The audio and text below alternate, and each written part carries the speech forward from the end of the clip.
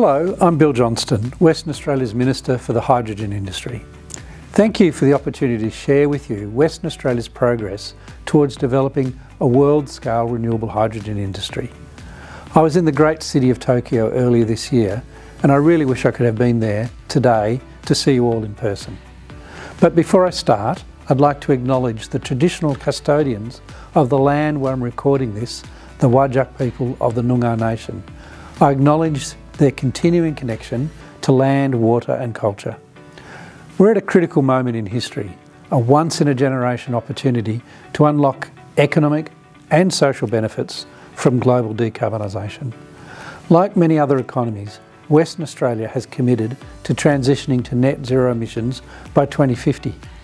Our state and our country have a key role to play in fueling the demand for renewable hydrogen, green energy and critical minerals. Western Australia and Japan have a long-standing and important friendship. Japan is Western Australia's second largest trading partner. $40 billion worth of goods were traded between us last financial year, mostly in energy and mining. Our state is very big, equivalent to the size of Western Europe. There's 12,000 kilometres of coastline with plenty of beaches for our 2.8 million residents. Most of this land has some of the world's best solar and wind resources. Western Australia has an established mining and natural gas industry with a proven capability in developing globally competitive supply chains.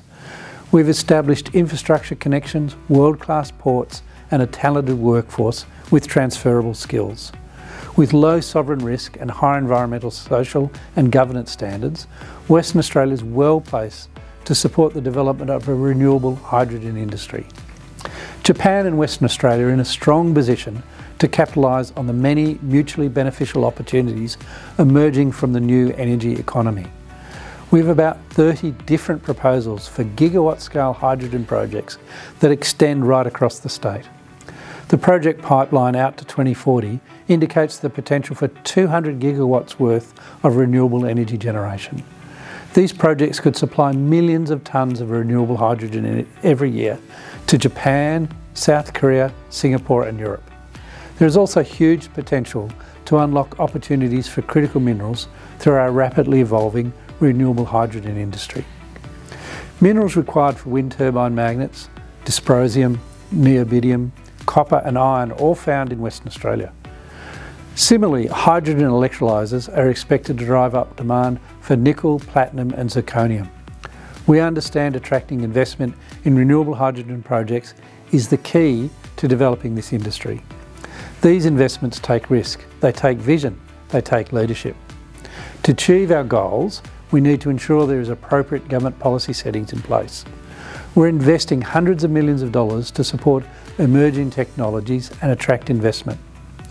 Western Australia is one of the first global jurisdictions to develop a renewable hydrogen strategy. Last year we reached the strategy's 2022 goals, putting us on track to meet our 2030 targets as well. We're currently working with industry and communities on a revised strategy to best position Western Australia for the next phase of development. Over the last year, we've seen much progress in hydrogen initiatives and large-scale generation projects.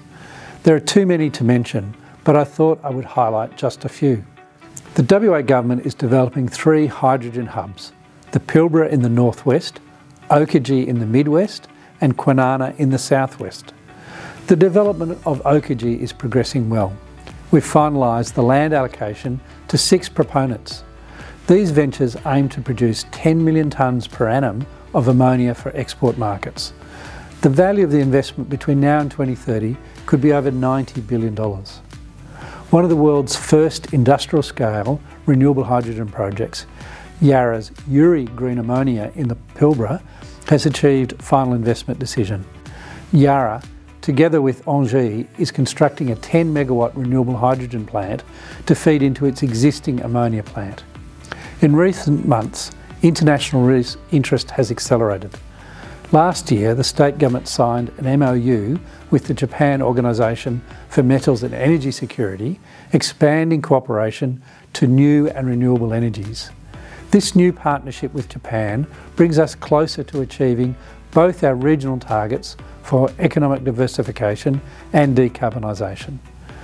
Earlier this month, the West Australian Government commenced negotiations with a major South Korean renewable energy consortium.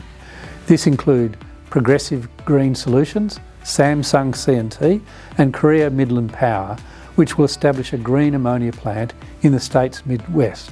These international partnerships underpin the progressive maturing of the local hydrogen market.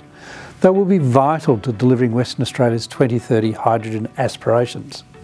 Our state has the drive and the experience when it comes to building projects of these epic scale. All the necessary ingredients are here to build a global scale renewable hydrogen industry. Japanese companies already have a strong presence in Western Australia, including Mitsui, Mitsubishi Corporation, Itochu, Sumitomo Corporation, Marubeni and Inpex. The WA Government supports our trading relationship through its Trade and Investment Office in Tokyo and Kobe as part of the North East Asia Hub. Through international collaboration, we can further explore how the gaps in the supply chain can be bridged and scaled rapidly.